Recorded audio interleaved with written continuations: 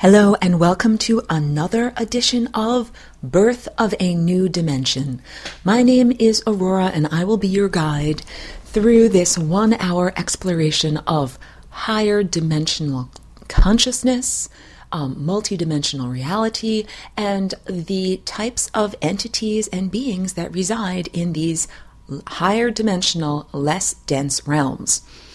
So the whole idea of calling this show Birth of a New Dimension is the idea of the flying rainbow lasagna, pictured in the show banner and available to be viewed on several of the links that are featured on the left-hand side of the UCY homepage. You can see that this is a topological shape that solves the problem or the question of how to seamlessly bring together the interior realm. And when I say interior, with my hands I am making air quotes, the interior, quote-unquote, realm of pure consciousness, attention, mind, energy, things that it is difficult to put on a scale and weigh and measure. And then there is the quote-unquote outer realm, the world of seemingly hard-edged objects. Even though when one begins to study at higher levels of math and physics, one finds out that we do not actually exist within a realm of hard-edged objects. Regardless of what your five senses tell you, you exist within a sea of uncollapsed waveforms, an ocean of both possibility and probability. So when I paint the energy field that surrounds a human or a planet or a sun or a galaxy, and there are several examples, you just need to click on them on the Birth of a New Dimension Facebook page that is linked to the UCY homepage. This non-physical energy field represents the world of time. So we need to understand that of course, we can all see and perceive and point to the physical, fleshy body. That is easy, and we all agree. That's called consensual reality. It is more difficult to perceive and have consensus about the interior realm, which up until this point, the realm of consciousness and awareness, has been treated like a person's private kiddie pool. Like you think that you're swimming around in your own private little backyard pool without understanding that your little kiddie pool is actually attached to a giant ocean of consciousness. And this speaks to the level of quarantine that human consciousness has been experiencing for about the past 10 or 20,000 years.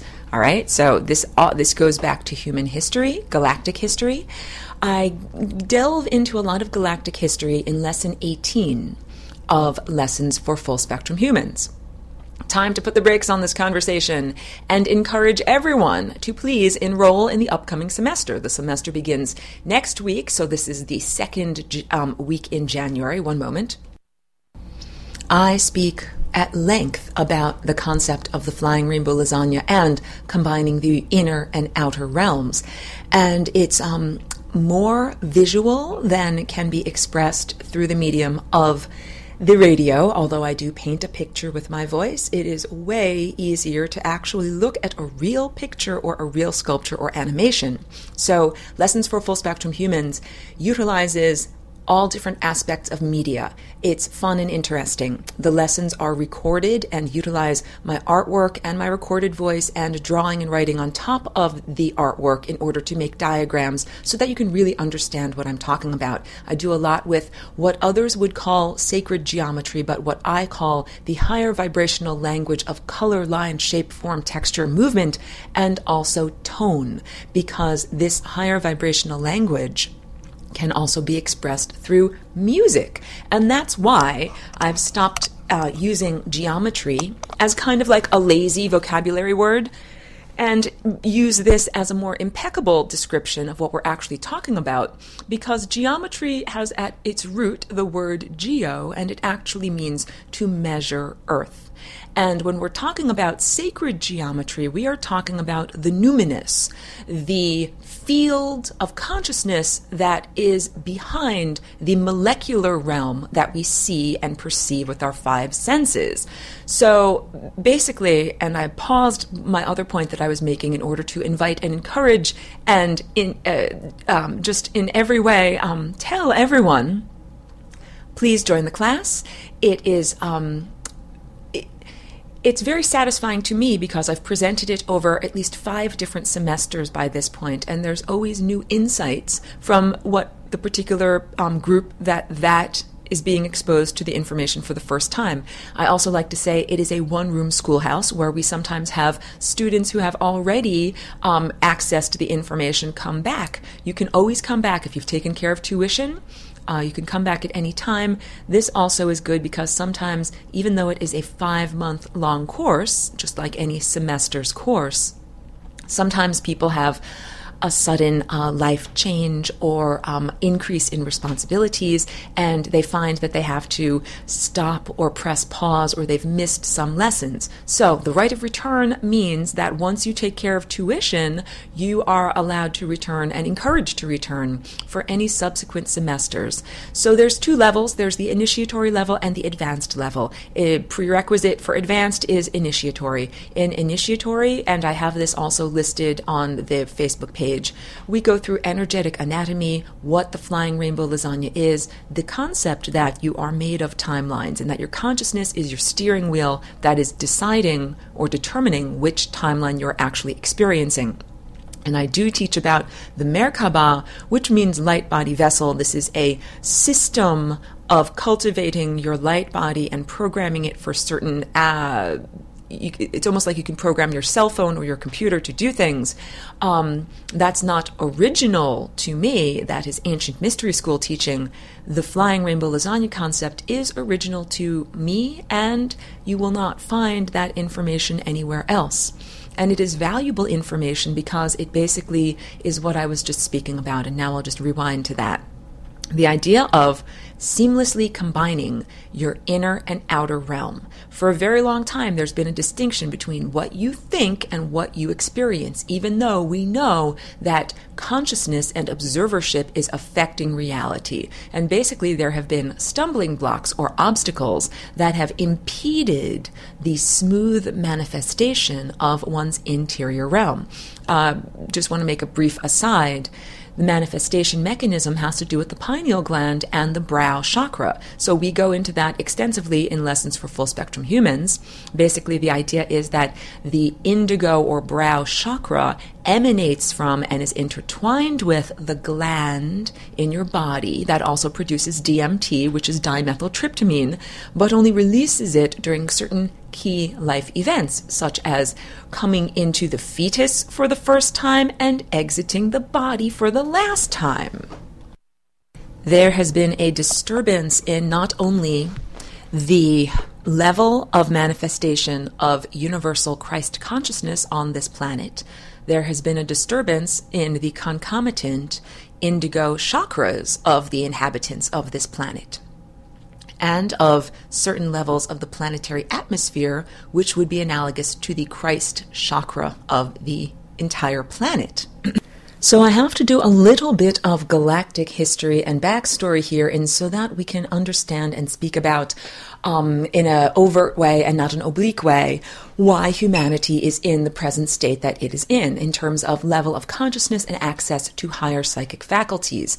And the bad news is that humanity, Earth, has already been invaded by service to self, lower vibration, negative thought entities. It's like any bad science fiction movie where, horrible creatures come to Earth and want to control and enslave the planet. The bad news is that already happened between 10 and 20,000 years ago. And when you look around at all of quote-unquote human culture and quote-unquote human history, what you are really seeing is the evidence of humans being controlled and manipulated and diminished in their faculties and the expression of those faculties and their behavior by non-terrestrial overlord entities who are semi-corporeal or non-corporeal. So, although I usually save this information for lesson 18, which is at the almost end of the 20-lesson cycle of Lessons for Full Spectrum Humans, of course, the reason why I don't begin the class is because that's quite a bomb to drop, and it also really colors or gives a tone to the whole discussion. And I begin the class really by speaking much more about unconditional love and the structure of your own body, and really giving each person an understanding of context. And then once we have that firm foundation of unconditional love, we go more into why is the world the way it is, and that has to be done. We have to analyze the present system so that it can be ameliorated. And this is one of the things that I do as my practice. One of my aspects of my mission is improving life on Earth. When I perceive a system that needs to be improved, the first thing that I do is I assess. I look at the system, I analyze it, and I say, in what way is it not working adequately? In what ways is it working adequately? And then say, what do we need to do to change this? So I recently recorded a lesson for the advanced class of Lessons for Full Spectrum Humans, and it's all about cancer and the true origins of cancer. Cancer not being a random disease or the byproduct of random mutation, but cancer as being literally the evidence of non-terrestrial beings that are invading the human genome in order to cause disruption and, of course, disease, and to feed off of the lower quality negative energy that is emitted due to disease. So when a person is in perfect alignment with higher consciousness, your chakras are running with virtually no friction. This is like a perpetual motion machine, and your chakras are analogous to spinning wheels. In fact, the word chakra comes from ancient Sanskrit, and it means spinning wheel. When your chakras are in alignment, and I draw them all the time, there's some good examples that you can click on at the Facebook Birth of a New Dimension homepage there. The idea is that if your chakras are out of alignment, or if they are wobbling, you could almost envision them like a spinning top, or even a planet, such as Earth, that instead of spinning at a perfect, on its axis at a perfect 90-degree angle, it might be at a slight angle. And Earth has a precession that means that just like a top, it's not, or a ballerina balanced perfectly on her toe, the Earth is not balanced perfectly straight up and down, but is slightly canted. And this is the situation for most people's chakras. So I draw energetic anatomy as a perfect anatomy, just like an anatomist drawing a hand or a foot for, Gray's Anatomy handbook would not draw a deformed hand. They would draw a hand that represents the handness of hands everywhere. Well, when I draw the chakras, I draw them in their ideal format. I draw them as healthy chakras. I draw them as being in perfect alignment and perfect harmony, or nested proportion. And you can also understand that my drawings are flat and static, but that chakras are volumetric and actually have movement. So you have to use your imagination and your perception to add a little bit to the drawings that I have. I'm working with what I can, just like flat paper and pigments and everything. So cancer is not a random genetic mutation. It is actually the evidence of a non-earthly intelligence that has been targeting humanity and is working hand in hand with manufacturers of environmental toxins in order to create an environment that will incept more cases of cancer. I am speaking to you about this on the radio today dropping this bomb, just being very open about this, because in order for the system to change and improve, this needs to be recognized. And there are many speakers that are bringing up aspects of ancient archaeology and dating or re-evaluating the dating system that is used to put in chronological order the events of what we find. For example, Robert Schoch has done some excellent work re-evaluating the dates of the Sphinx, showing through erosion patterns that the body of the Sphinx is way older than current archaeology and current science presumes it to be. And I love that this work is being done because it's extremely rational, factual evidence. For me to say to you, well, I simply know that there is an alternative history to Earth and I perceive it directly with my third eye and I'm sharing it with you now. For some people, that is just not enough meat and potatoes. Some people have a rational skepticism and a lot of programming in the world of objective materialism, and they require quote-unquote scientific evidence or some kind of proof for the rational mind as to how this is going on. So the redating of the Sphinx calls into question many presumptions about the trajectory of advancement of human culture. And that's the presumption that humanity is at its most advanced now and has been climbing up out of the depths as a strong linear trajectory. That is a huge presumption. It does not take into account the idea that humanity or Earth surface culture could have been much more advanced at one point in far antiquity relative to what we currently have, that there were times when the technology and sophistication of the culture was far in advance to what we currently have, and also that we might not always be moving forward on a straight linear trajectory. We might take 2 steps forward and then take 1 step back and then take half a step forward and take 3/4 of a step back, that it is highly presumptive to believe that we started at 0 and just have been climbing the ladder inexorably and now we are moving up to 100 and then one day we will move up to 200. So there is a lot of human history, or there's a lot of, let's say, Earth history that has been shielded from humanity as part of the mental quarantine. There's some really good evidence coming out also from alternative archaeologist Michael Tellinger. So I'll bring up some names. You can do the research. Graham Hancock, excellent scholarly researcher into reevaluating the dates of the origins of human culture.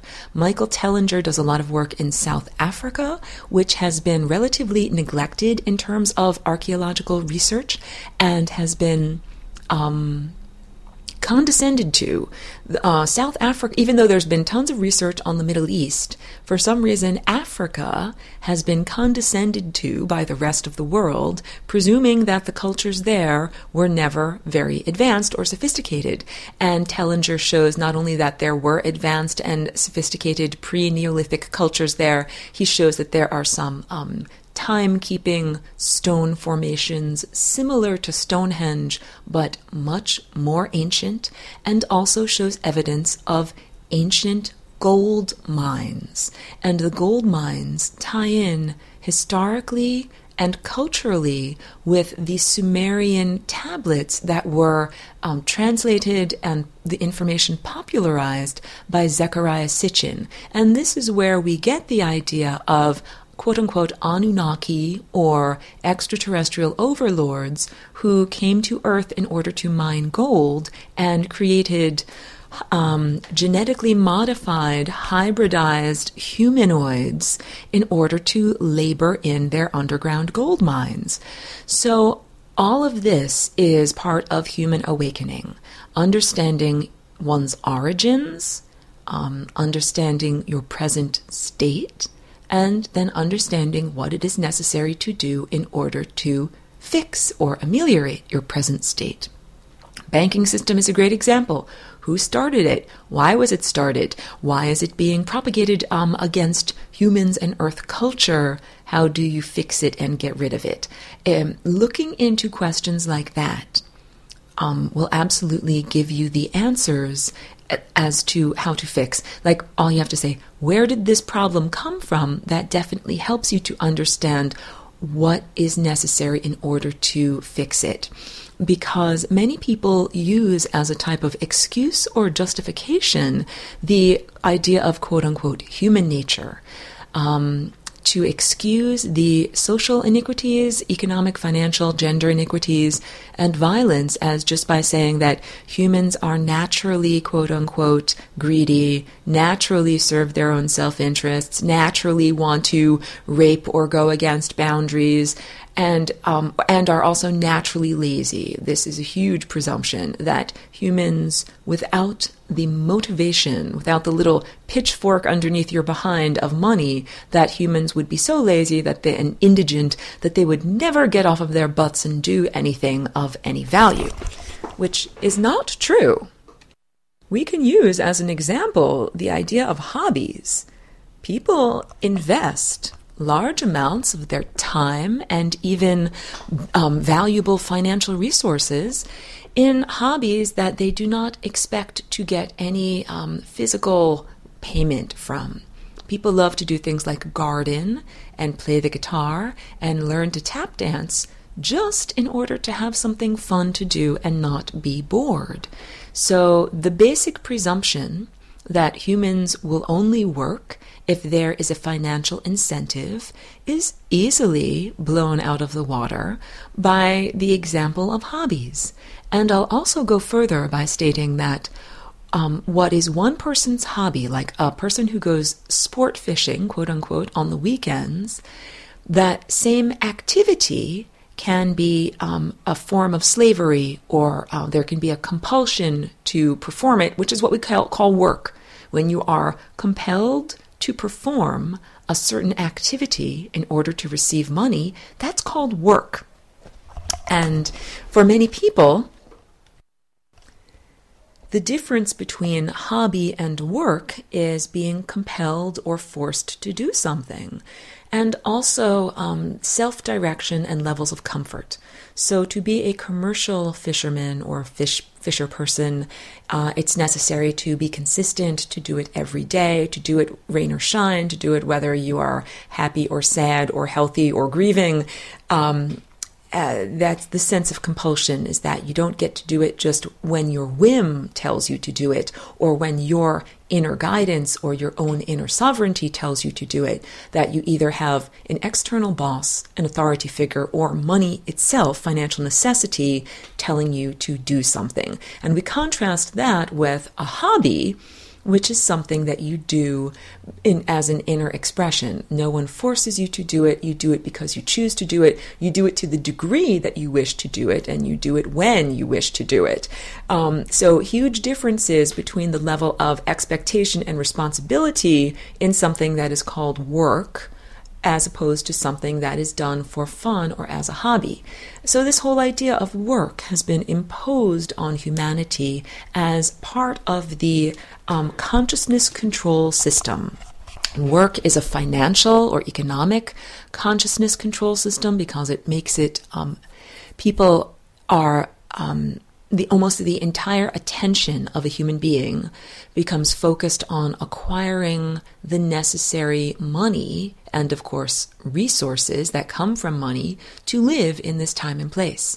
So people are running on the hamster wheel, and they are running on the wheel all day long, every day, with very little time to actually question and reflect why they need to be on that wheel, the efficacy of running on a wheel in order to try to get somewhere, who started the wheel running business, who benefits from the wheel running business. All of these questions and more, the hamster doesn't ask. The hamster is too busy just keeping going in order to do all of this. So I'm very pleased to say that when I read Facebook now, as opposed to when I interacted with people 10 or 13 years ago when I first came into this world as a walk-in, P.S. I'm a walk-in if you're new to this, I'm so pleased and gratified to see the movement towards sovereignty, the movement towards questioning and analyzing the banking system. And the banking system is actually an international corrupt system. Corrupt is like a kind word to use for it. It would be like if I pointed at a diseased, like bloated corpse that's like festering with putrescence, and I said, that's a corrupt, that's corruption there. It's corrupt from its basis, because far from an economic system that just developed naturally so that people could keep track of their excess crops or, their extra feather blankets that they made the year before. Not at all, not at all. That is the same type of specious and presumptive reasoning that science applies to things like evolution and geology and the trajectory of human culture. There's a lot of basic presumptions in the programming of the current time and place, like the presumption that we are at the peak of social and technological development. And these are some of the other presumptions that the financial and economic system that we currently reside within just developed naturally, that it came from the need to have some kind of representation for real things, like I grew too many ears of corn this year, and so I'm going to make a little clay tablet and write down how many ears of corn I have, and then I don't actually have to carry the corn around, I can just carry the tablet around. This is the presumptive, specious, incorrect story that many scientists and objective materialists tell themselves about how economy came about. That is not how economy came about. It is a system that was created and imposed upon humanity, and it was done so in order to remove freedom. Basically, if you can get all of your resources simply from your natural surroundings without having to bow down to an external authority figure, you have little or no impetus or motivation to listen to the authority figure. If the authority figure co-opts or takes possession of all resources and then says, in order to have any of these resources, you have to do what I tell you to do, then what you have is, first of all, a very effective form of social control, and second of all, you have basically the current economy. Our economy has not changed or shifted from that initial inception. The beings who incepted it and imposed it upon humanity are still at the top of the pyramid. They are not corporeal entities. They don't die a physical death, so they don't have a lifespan of 100 years or fewer. This is one of the other things that makes it difficult for humans as an individual and as a collective to rise up against the overlords. Your lifespans and perception have been extremely limited, and it is difficult to put together all of the puzzle pieces, not only because you're busy running on the hamster wheel, but also because most people's lives are not 100 years. Most people are lucky to make it to age 40 or 50. And you say, oh, but Aurora, modern lifespans are so much better than in the past. But this is not actually true. Because of the sea of toxicity within which most people are submerged, diseases like cancer and diabetes and several other these are diseases that come directly from the environment and the context within which people are placed. Genetically modified food is eugenics. It is intentionally designed to not only decrease and limit human awareness, because you're eating food that is made from plants that have a decreased and limited awareness, but also to decrease and limit human lifespan, because not only you have less time to yourself because you're busy running on the hamster wheel, so you cannot introspect or consider where your circumstances originate from, but also having a shortened lifespan means that you don't get to that era, that chapter in your life where responsibilities are over and you may then basically, sit on the front porch in a rocking chair introspecting. And I actually want to just be really impeccable by what I say. I know a lot of people in this time and place do live for a long lifespan, but they end up in a home for the elderly or a nursing home, and mostly do not maintain clarity of their consciousness.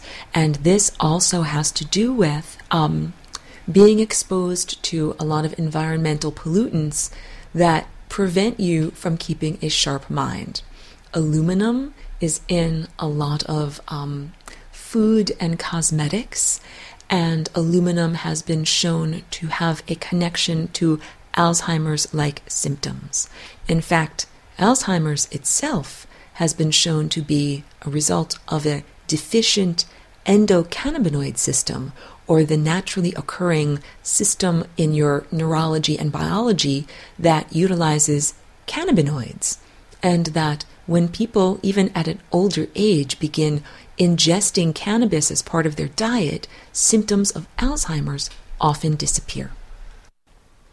One of the points of inspiration that I had in beginning this particular episode was an inner analysis of Congress and the imbalances of the lawmaking process, and coming to understand, in order to articulate to others, that congressional lawmakers are not owned by the beings who voted for them, that they are owned by and they act for the non-corporeal entities that are corporations, that the current government, the governing body on the surface of the planet, is not run by the inhabitants of the surface of the planet.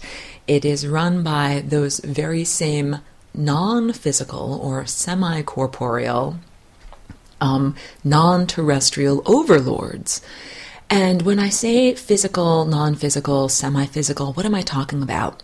You and I and anyone else that we can point to with our physical finger, we have a physical presence, and we also have, of course, a non-physical presence. The difference between your physical presence and your non-physical presence can be illustrated by looking at a dead body. A dead body does not have a non-physical presence. It's just the physical. So you are not just your physical body. You are also comprised of many other layers. Well, there are beings who don't have a physical body at all. They exist in higher dimensional, less dense realms. So these they could be defined in many different ways. They could be called a spirit person, or paranormal, or supernatural, but that is too much of a blanket statement, because beings that exist that are not physical and corporeal may still have a physical presence. So let's get into it. A totally non-corporeal being would be made of pure awareness, pure consciousness, pure energy. This is a being that would not have any kind of physical structure in the physical realm. So it's not just that they wouldn't look like a person with one head and two arms and two legs. A blob. You could have an extraterrestrial that looks like a big bowl of Jell-O, and yet they still have a Jell-O-shaped physical presence. So contrasting that with an extraterrestrial that has no physical presence, not Jell-O-shaped, not humanoid-shaped, not crystal-shaped. And then there are beings that are somewhere in between. I would call them semi-corporeal, or beings that occupy the interstices, that often categorize them or characterize them as lower vibrational. And there's a reason for this. If you think about the dimensions as being like one side, let's start again. If you envision the barrier between dimensions as being like a stretchy balloon barrier, okay, like, a rubber balloon. And on one side you have air of one air pressure, and on the other side you have air of a different air pressure. That skin, or that membrane that exists between those two realms, That is what I call the interstice. It is also a membrane of death. It is comprised of the last moments of every single person's timelines, and you have many possible timelines. I've spoken about this on other recordings. The analogy of Groundhog's Day, brilliant Bill Murray film, and we love Bill Murray, and the idea that one might explore many, many life possibilities within one particular corporeal incarnation. So you do not need to simply be incarnated many times across many lives, and that you run through the ringer over and over in order to learn, but that you might get to the end of your life and then rewind to the beginning of the same life and continually re-experience it and explore every single possible iteration or mathematical combination of the ingredients that are within your life. Just drinking.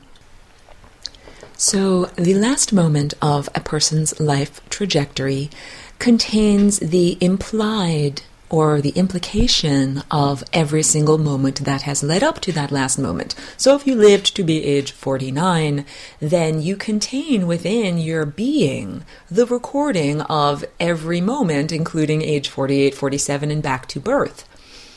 Those recordings create a mosaic of last moments. And if you could imagine that tile wall, a mosaic of all of these frozen last moments, and that the tiles or the moments actually flow.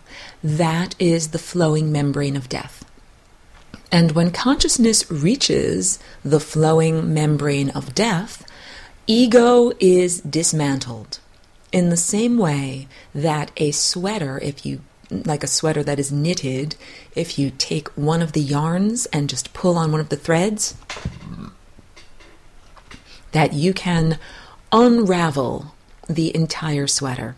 Of course, at the end of the process of unraveling, you have a pile of yarn.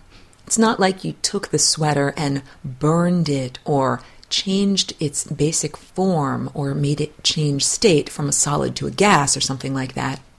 You have simply taken it and disarranged it. This is what happens to your consciousness and your ego at death. Traditional death, when you are not in perfect alignment, when you are not traveling the path of least likelihood, when you are not on the timeline that would be analogous to a tent pole or a yurt pole going up the center of the diagram. If you are slightly askew, you hit the membrane of death, and the ego is unraveled, because the ego is the story of who you are that has been knitted together based upon the temporal events of your life, or basically the experience of being submerged in time. I bring this up because, and P.S., this is part of the teaching of Lessons for Full Spectrum Humans, please join the class, there are beings that live in that membrane of death. It's a realm that could be classified as hell.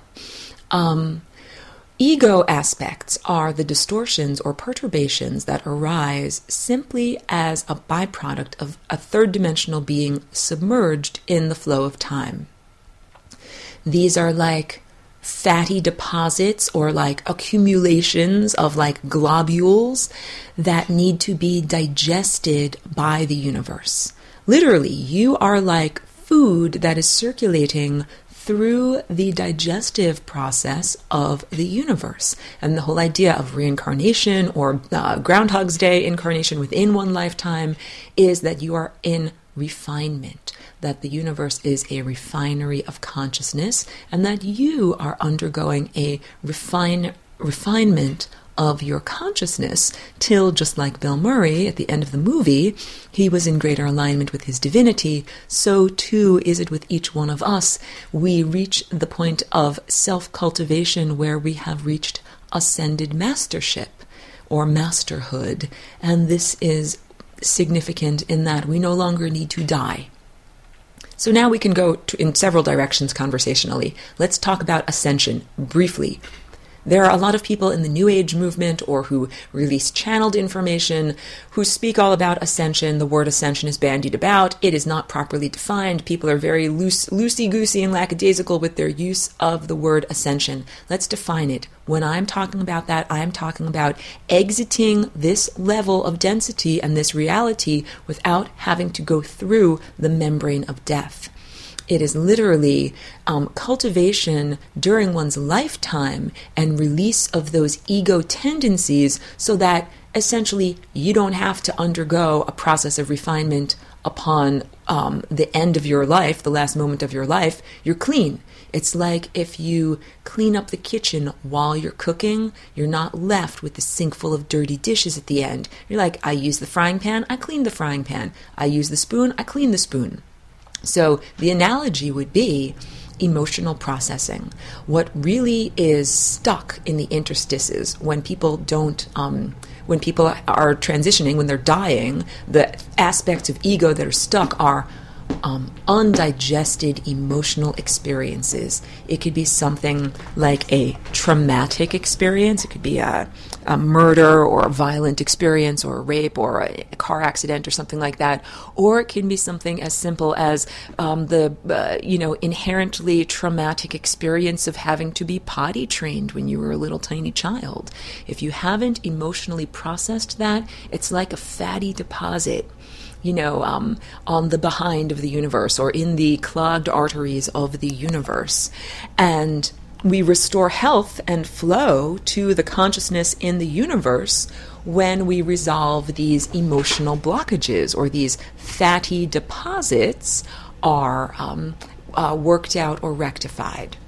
Well, there are some fatty deposits that are actual entities. So these are magical creatures. They're not mundane, ordinary corporeal creatures. They're consciousnesses that they bent the rules of the universe, of the way that energy flows in its journey, for their own conveniences. We would call them like magicians or sorcerers. There are stories about the sorcerers of ancient Mexico, curanderos, who made pacts or deals with these non-physical entities that upon death they wouldn't die, they wouldn't end their life, that they would live forever in a interim realm.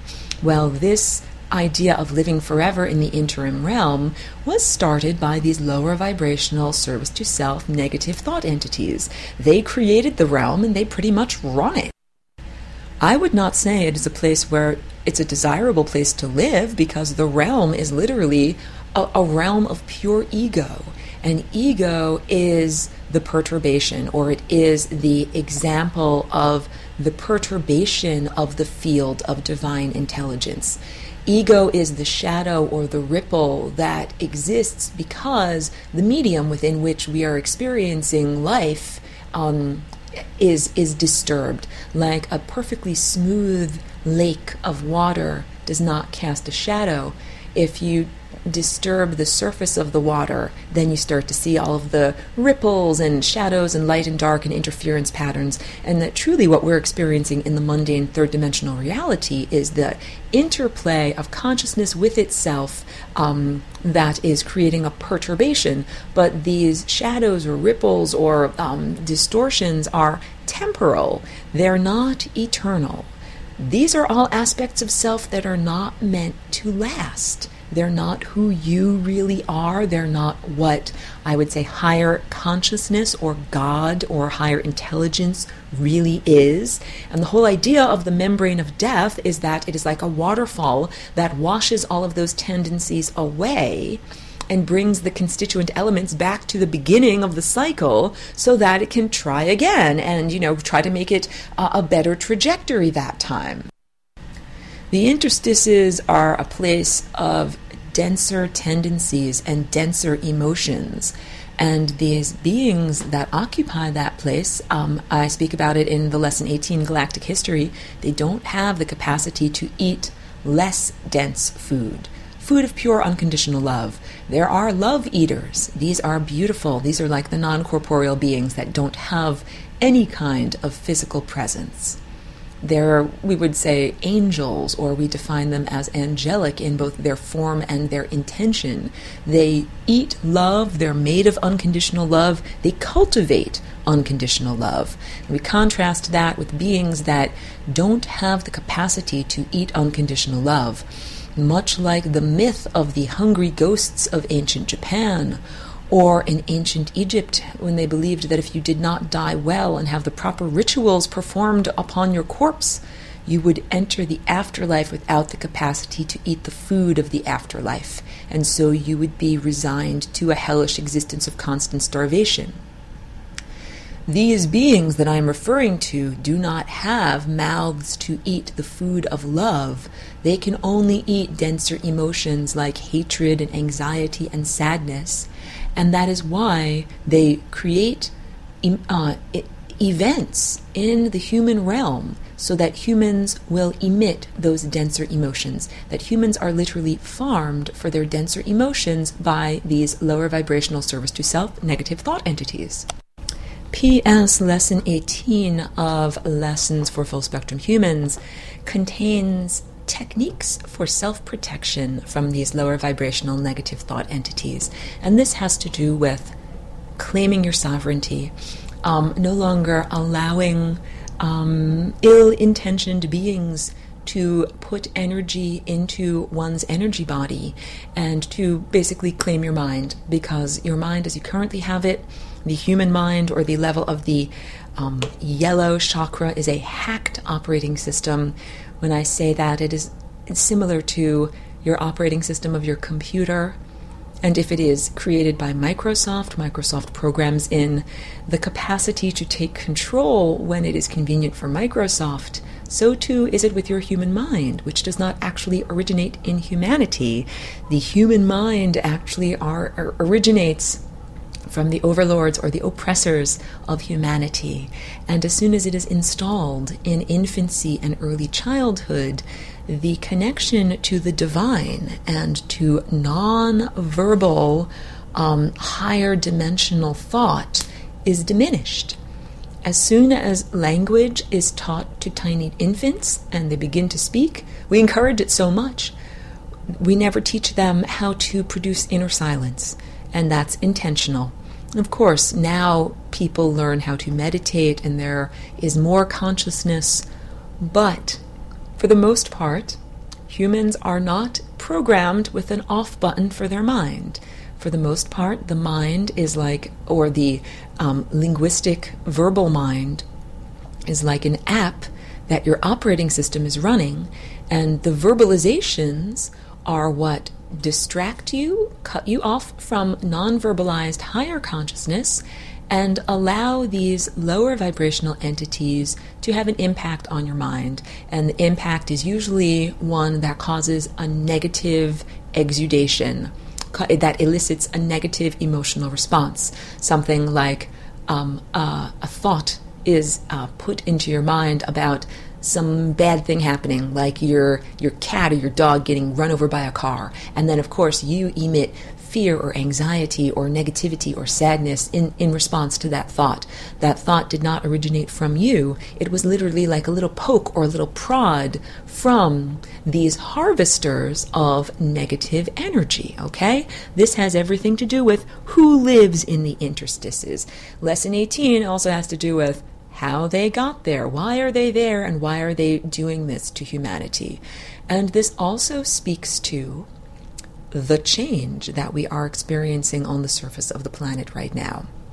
I told you that I'm very pleased to see the movement, consciousness movement, towards self-sovereignty. This is the idea that many people are espousing now, that you don't need permission from the government to do something like drive a car. And people are rescinding their passports and their birth certificates. They're understanding that a lot of the administrative accoutrements are really used as tools for manipulation and control, and that they're used to reduce or limit your freedom of movement, and that many people are now waking up to the fact that they don't want to participate in a system that reduces their freedom. And when you are born here on earth in this time and place, you're born, and without your consent, a birth certificate is created, and certain aspects, you're commodified. And so it's interesting because when I came in as a walk-in, I didn't have that experience. And I lived for many years without any kind of passport, identification, no contact lenses, no corrective lenses for my eyes. Like I was very unencumbered in that way. And then I had to be submerged in human earth society. I actually had to get a birth certificate and a driver's license and establish a bank account and all these different things. So I, just like many people, went through the process, but it didn't happen in infancy. It happened in chronological adulthood. And just as a brief aside, what happened was I got the birth certificate of the previous occupant of this body, and then I was able to use that in order to formally, legally change my name to Aurora. But of course, the process took a few years, and so I was living as Aurora for many years, but the paperwork hadn't yet caught up with that. We live in a new era now, though. Since the inception of the Flying Rainbow Lasagna, on October 8th of 2001, we now live in an era where there is a new pathway or a new doorway or literally a new dimension that you can use for your consciousness to travel in places and in directions that were previously limited. The Flying Rainbow Lasagna is expanding your latitude. One of the concepts of math is that when you add another dimension, you add an additional degree of freedom. In math talk, that means that if you're two-dimensional, like a little ant or a worm or an insect that can only go across a flat surface that does not have wings, you're stuck. But if you suddenly grow wings, you gain an additional degree of freedom. You gain the capacity to jump off of the flat two-dimensional surface that you're occupying and go wherever you would like. Well, this is very much the type of leap of consciousness that humanity and Earth surface culture and the planet herself is experiencing. No longer are humans going to be limited in the use of their higher faculties, and humans are analogous to the neurons of the planet. Humans think for the planet, and humans have been creating thought forms that are not harmonious. It would be almost akin to epilepsy. Like Earth has neurons that are firing out of sequence and that are behaving in such a way that it reduces the overall health of the entire body. To me, that would be like some horrible neurological condition, the epilepsy or some multiple sclerosis or something. Earth has a disease, but it doesn't mean that you have to get rid of humans in order to cure the disease. It means that there is a symptom that is showing that there is something out of balance. And then when we begin to analyze the system, we can say, where did this out of balance begin? Why did it begin? How did it begin? And we can begin to change that. So the way that you change that is through embodying the Flying Rainbow Lasagna. This is what birth of a new dimension means. It means that we are now combining the mundane reality, or previously earth-based, third-dimensional and fourth-dimensional, of course, involving the flow of time, but the physical realms, quote-unquote, the outer realms, with the inner realms. For a long time, there's been a distinction or a barrier between the seamless manifestation. How come you don't, as a little tiny baby, just think the word bottle and then have your bottle appear? Like it takes a little bit of a mechanism for you to think about having milk or food and then having a mechanism like a person actually bring you what you require. The reason for this is that there has been a barrier or a distinction between these two aspects, and it's been totally unnatural. This was never our intention. The intention for humanity was to be a conduit or a container for higher consciousness and to be artists of reality that are unimpeded or unencumbered. It was not meant to be like, imagine if you were an artist and you attempt to pick up your paintbrush, but someone else pulled your arm away and said, no, you're not allowed to use that paintbrush. Or if you picked up your paintbrush and put red paint on it, but that by the time you actually went to the canvas to paint something red, the red paint fell off or turned to green or purple. we would basically say, like, it's impossible to paint a painting under those circumstances. And yet those are the circumstances that most people live within. You say, I want to manifest whatever. I want to start a bakery. I want to make cupcakes for a living. And you try to do it, but it fails. No one buys the cupcakes, or there's a fire, or you have financial problems or whatever. That's like saying you tried to pick up a paintbrush and paint something red, and instead of painting it red, you painted it purple. Like, how can that be? How can that happen? And yet that happens. And the answer for that is an answer on the level of consciousness. That in terms of consciousness, your every effort is being impeded by these distortive entities and these perturbations in the field. I wanted to record and begin at the beginning of this hour the idea that Congress is owned by non-corporeal entities. They're called corporations. This is due to the Citizens United ruling. Yes, corporations are actual entities, and that those are the beings that the laws are made to favor. Laws are made to favor corporations and companies. They are not made to favor humans, or think about this, bees. Let's use this as an example, because I know I'm almost have 1 minute left. The idea that these new insecticides, nicotinoids based on nicotine, have been causing a harm to the bee population. The nicotine-based pesticides are made by corporations. They're not made by individuals. You need a license, you need to be a corporation, and you need to have the limited liability of creating toxic chemicals and spilling them around like this. The makers of the toxic chemicals have enough money to buy Congress, buy the lawmakers, and escape punishment for the poisoning of the bee population. The bees need to have a voice in Congress. We don't need to have non-corporeal entities making our laws. We need to have corporeal entities making our laws. And I bring up the bees because without bees, there would be a sharp decline in food production. And the beings who do not care about bees don't care about the biosphere. They don't care about food production because they don't eat physical food. They don't have a mouth for physical food, and they don't have a mouth for pure love. They only have a mouth for sadness and misery and lack of abundance and fear and anxiety, and it is absolutely their intention to create those circumstances and farm humanity for those negative exudations. So my point being that bees need to have a voice in lawmaking. Ocean animals need to have a voice in lawmaking. A lot of the things that we do as humans have a negative impact on the beings that live in the oceans, and it is time for them to be able to speak about this. I will talk more about improving life on Earth in subsequent broadcasts. Please visit flyingrainbowlasagna.com, sign up for Lessons for Full Spectrum Humans. Thank you so much.